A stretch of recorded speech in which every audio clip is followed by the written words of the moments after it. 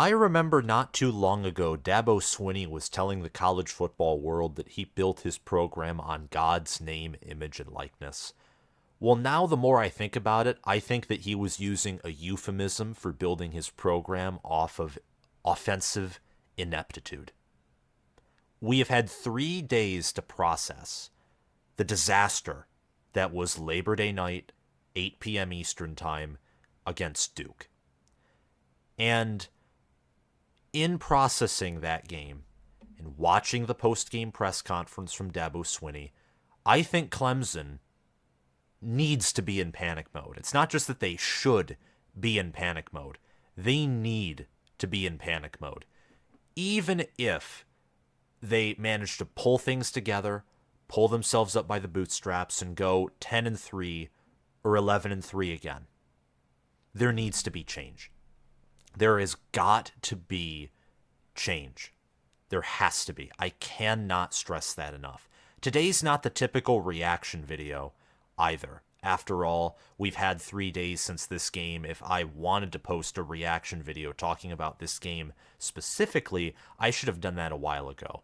But I more so wanted to talk about Clemson. Just Clemson. Not really focusing on the Duke side, even though I want to give Mike Elko credit for pulling off an amazing win with a huge talent disparity that went in Dabo Swinney's favor, and also getting that stadium to be packed. Duke Stadium is one of the emptiest stadiums, I think, on record in college football in terms of attendance, and that place was packed. It was loud, and the whole field was covered in blue when the fans stormed it. It was beautiful.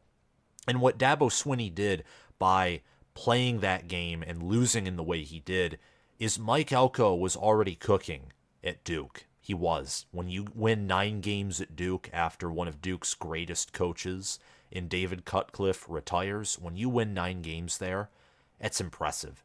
Duke they're a basketball school. That's what they're known for. They're not known for winning in football. To win 9 games there is a coach of the year type achievement.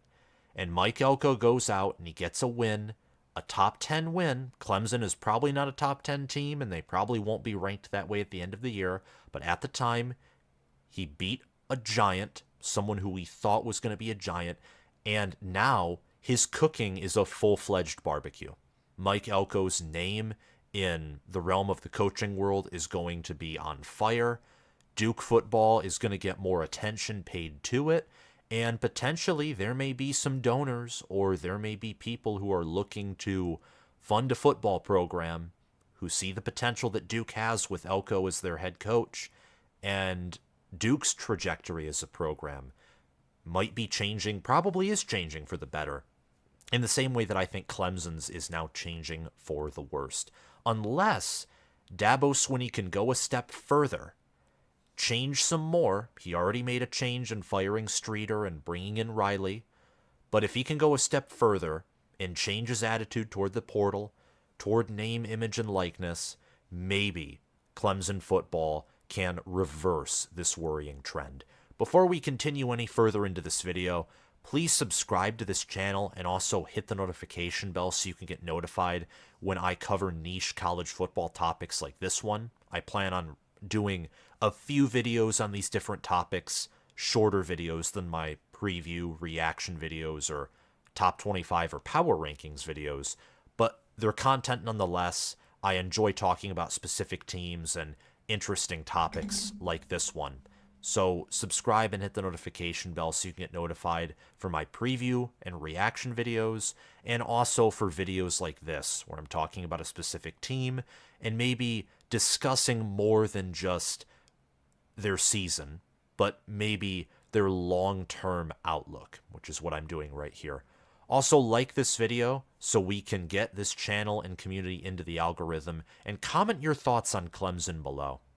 That's what I'm most curious about. If you're to do one thing out of all of what I just asked you to do, liking the video and commenting would be the 2 biggest things. I want to hear your thoughts and have a conversation with you about Clemson football. Because the worrying trend that Clemson has been suffering from is offensive ineptitude. After 2020, when Trevor Lawrence left and DJ Uiagalelei was named the starting quarterback. We expected big things from Clemson. They finished with the 82nd scoring offense in America. They scored 26.3 points nationally. Their defense was second in the nation, though. They only allowed 14.8 points per game, was only behind Georgia's legendary 2021 defense. And Clemson and Georgia that year faced off in a neutral site early on in the year, and the only reason Georgia won was because of a pick six. If not for that pick six, the score would have been 3-3. The outlook of the game changes completely, in my opinion. Clemson went from being fourth in scoring offense in 2020, fourth in 2019, fourth in 2018, 32nd in 2017, 14th in 2016, and 16th in 2015, having anywhere from good to elite offenses to having one of the worst offenses in the country in 2021, at least in terms of efficiency. Clemson had tons of talent, a five-star quarterback in DJ Uiagalelei. They had Will Shipley starting, I believe, as a true freshman or a redshirt freshman in 2021, and he did well. Their offensive line stank. They had a good tight end. Obviously, with Shipley, a deep running back room.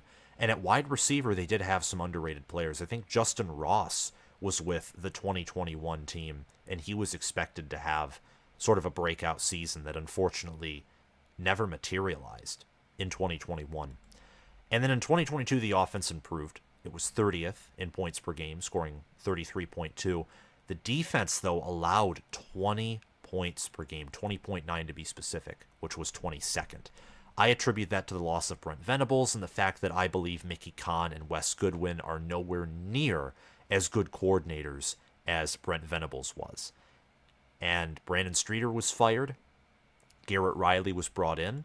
And right now, only 7 points per game is 124th out of 133 teams nationally. Now, obviously, that's just through one game. These statistics will, with greater sample size, of course, approach what their true value is the longer the season goes on. The more games a team plays in, barring freak injuries, the more we know about a specific team. But through one game, and I don't want to overreact here, but through one game, we have an idea that Clemson's offense does not fit with the roster. It doesn't. Garrett Riley cannot. He can't run the same offense he did at TCU. And I think that's what his mistake was. They tried to pass too much. They passed 43 times and ran 40. Now that's a lot of plays. 83 plays for 7 points. That's a lot of plays. That's also a inept and poverty points per play ratio. That's horrible. Clemson had 213 rushing yards, 209 passing yards. They averaged more yards per carry than yards per pass attempt, which is nuts. That's rare, especially in the modern sport of college football, and especially with an offense like Garrett Riley's. That's very strange to run an air raid, albeit an air raid that loves to use the ground, but to have that poor of a passing offense. The reason is Cade Klubnik, watching him play, he's not mature. He doesn't know how to handle pressure. He doesn't set himself properly. He has talent, obviously, but he doesn't have good protection, and he wasn't developed properly, in my mind, by Brandon Streeter. And Garrett Riley, I'm not going to doubt his expertise, but his play calling also wasn't the brightest either in this game against Duke. Passing it 43 times when your run game is working to perfection and Shipley is averaging nearly 7 yards per carry, you pound. You ground and pound. It's what you do. And Clemson had a few fumbles by Klubnik and also by Phil Maffa. I forget if Shipley fumbled or not. I don't think he did. But the ground game was working. The pass game was not working. Clemson does not have the big-bodied wide receivers that TCU did last year. They don't. The offense looked like garbage. And the reason that is because of who Klubnik is. He's not an elite quarterback. I don't think he'll become one.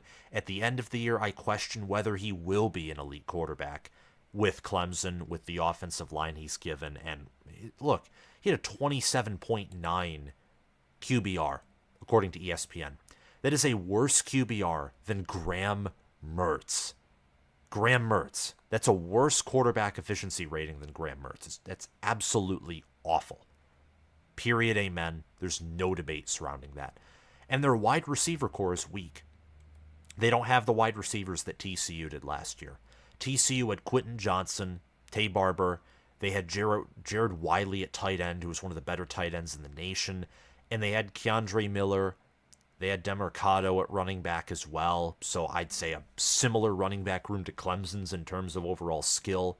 Better home run hitters. Not as good powerful guys. I like Will Shipley's power and his toughness.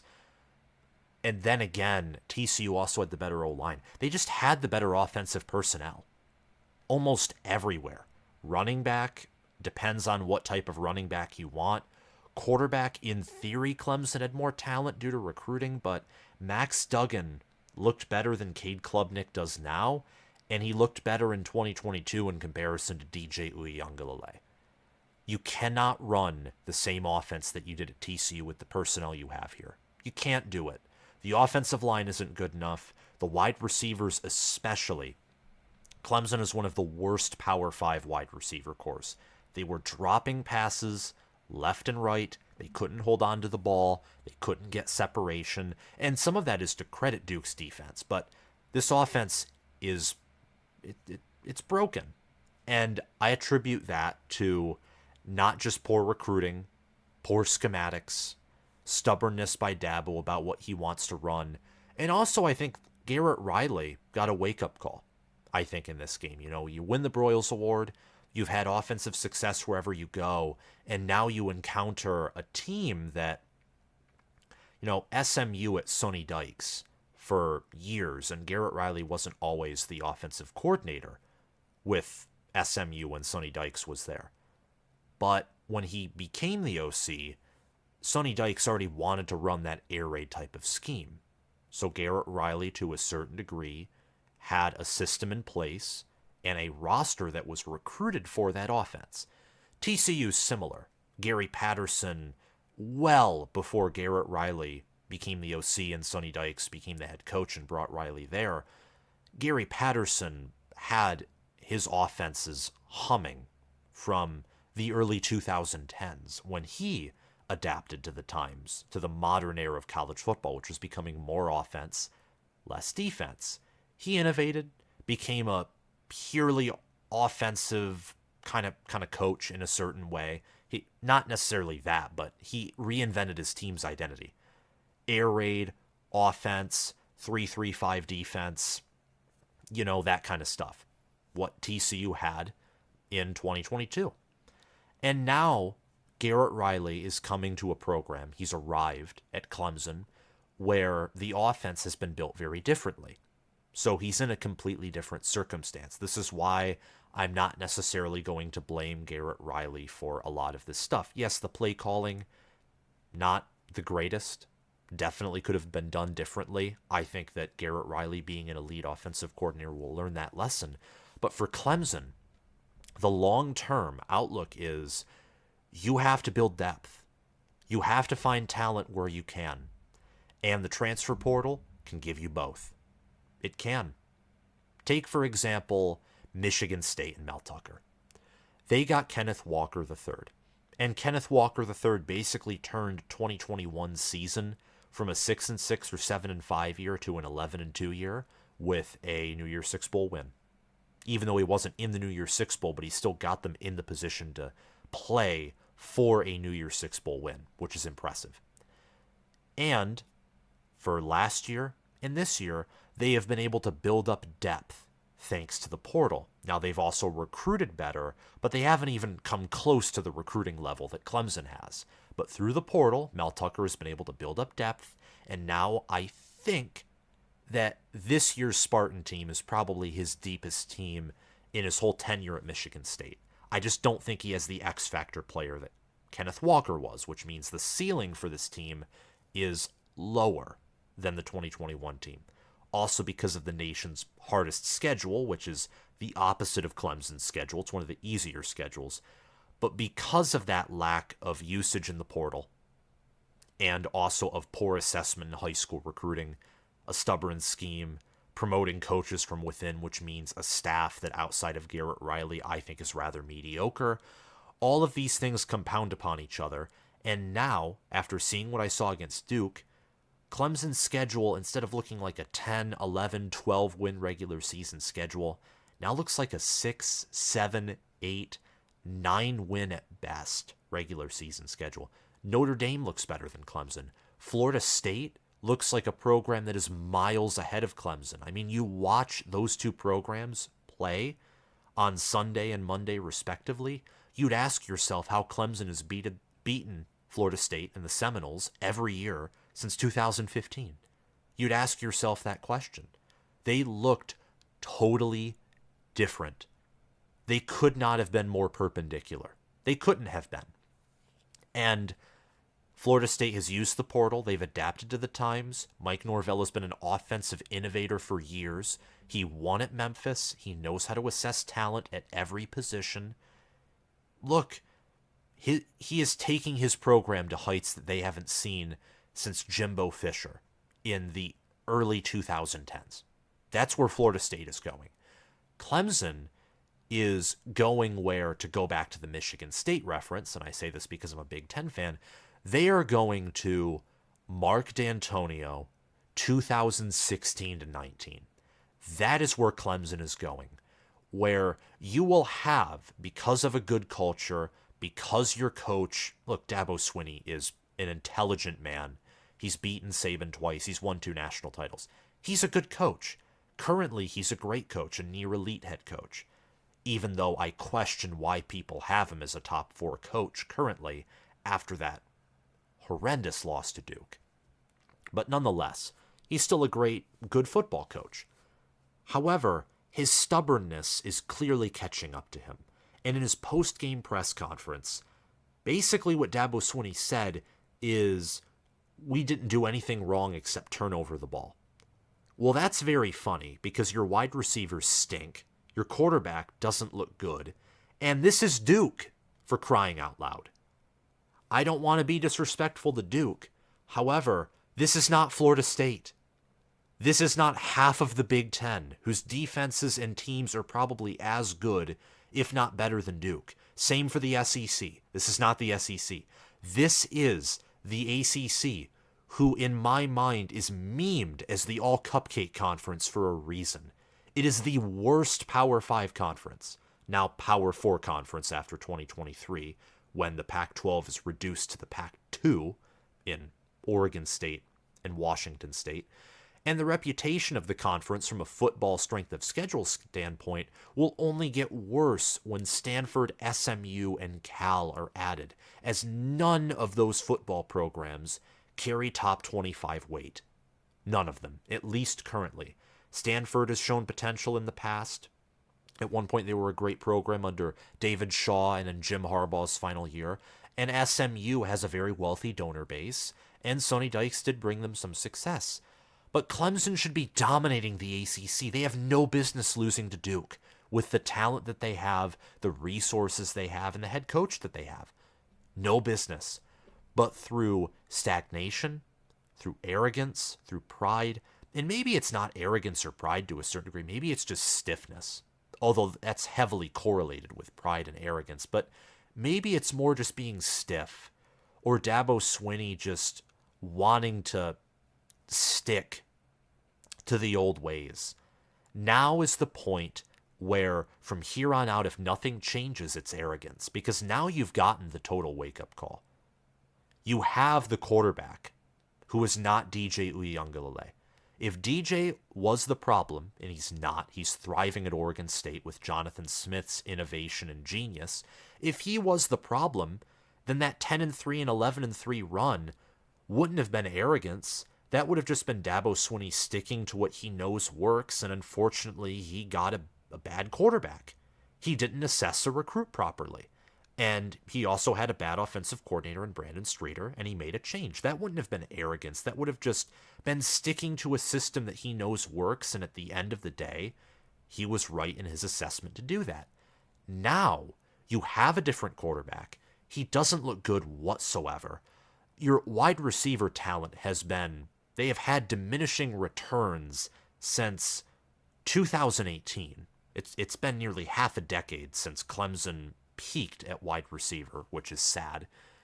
And your offensive line isn't good. Your defense is regressing. They have Peter Woods, for example. Peter Woods offers from Alabama, Georgia. He would be starting there right now.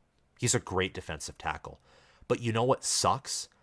This defensive staff allowing 28 points to Duke, them getting pressure, but when, Riley Leonard improvised, made a wonderful scramble, when Duke spiced up their play calling, changed a few things, the defense itself, to a certain degree, is also archaic and is incapable of adapting. The program is the definition of stiff. And if Dabo Swinney wants to win a third national championship, after this year, he has to change. The portal has to be used. It's not optional. Deion Sanders, I don't care if he goes 1-11 this year. What he did against TCU is evident that you can go out and you can win on day one. And you have a shot against most programs rebuilding through the portal. Florida State, if they go 10-3 again, who cares? If they go 10-3 again, they're probably still better than Clemson, and it's Duke or UNC or some other program that comes out of nowhere and takes the conference by force instead. Florida State rebuilt their program through the portal. Their high school recruiting has been some of the worst in recent memory, but Norvell has wisely compensated for that by using the transfer portal, by getting Jared Verse, Keon Coleman, Jaheim Bell, even Jordan Travis. Many people don't know this, but Travis transferred in from Louisville. Florida State's team is built through the portal. And I hate to say this. Well, actually, I don't hate to say this. I love to say this, but I hate to say this because from a college football standpoint, no fan base deserves to suffer. They don't. This is a good sport, a sport that builds camaraderie, and a sport that should build friendships and build relationships, not tear them down. Well, when Florida State comes to town, it looks more likely than not right now that the Seminoles are going to wreck Clemson. They dismantled LSU, and they have the talent to go 12-0 with this schedule. And this schedule that Florida State has is much tougher than the schedule that Clemson has. And I look at Clemson, and I would say I do have some long-term concerns. Plenty of them. It's time to panic, because Charleston Southern is a warm-up game, but with how the defense looked and even how the offense looked, you don't think that Tom Herman and Casey Thompson with Florida Atlantic could come to Death Valley and make it a game for 2 or 3 quarters? You don't think that Florida State could come into Death Valley and beat Clemson the same way that, let's say, Georgia beat Michigan in the Orange Bowl, or Michigan beat Ohio State in the game last year in Columbus, or the way that Ohio State beat Penn State last year, or the way that Ohio State beat Michigan? Even though all of those games, especially the additions of the game that I mentioned, Ohio State versus Michigan, that's a rivalry. Blowouts and rivalries can happen. In fact, they're not all that uncommon. And Florida State is going to be out for revenge. And I don't know if Clemson can garner themselves and fix some of these issues to compete with Florida State in the coming weeks. But at least what you can do is change course after this season. So if you're a college football fan, more specifically if you're a Clemson fan, what you want from Clemson is to adapt. And if you don't adapt in life or in the sport of college football, you wither away and you sadly die. It's a painful reality, and especially for a coach like Dabo Swinney, it's going to be challenging because of the success that he has had with his ways for so long, but it is a must if he prioritizes his football program, the athletic department, and the players on his roster. That's all I have to say in this video. I want to give a quick shout out to my patrons, Spencer Bringhurst and Will Loftus, Gabriel Calendar, Roaming Gnome, and Matthew Sale. If you have not checked out my Patreon page, please do via the link in the description down below. You'll get your name featured at the end of every video like this one, and depending on the tier you join, you'll have benefits from asking me personal questions and giving me video suggestions, to seeing my picks for winning and picks against the spread for every week of college football for select games. For Clemson, it is simple to adapt, but it is difficult, and it is going to be new territory for Dabo Swinney and his staff. I liked the Garrett Riley hire, and I think that is an encouraging sign that after this season, Dabo Swinney does have the potential to see that what he is doing isn't working. And it wouldn't surprise me. In fact, I think it's more likely than not that he will adapt in some way after this year. Now, I think he has to go all in if he wants to go back to the national championship, if he wants to maintain his status as an elite head coach. And in that regard, I don't know if he'll adapt all the way. But I expect some kind of partial adapting, and I predict some kind of partial adaptation to the portal and NIL era after this season for Swinney. Either that, or he goes full-blown D'Antonio, runs Clemson into the ground, and they have to hire a new head coach in 2, 3, or 4 seasons. Thank you guys for watching, and I'll see you all around. Bye-bye.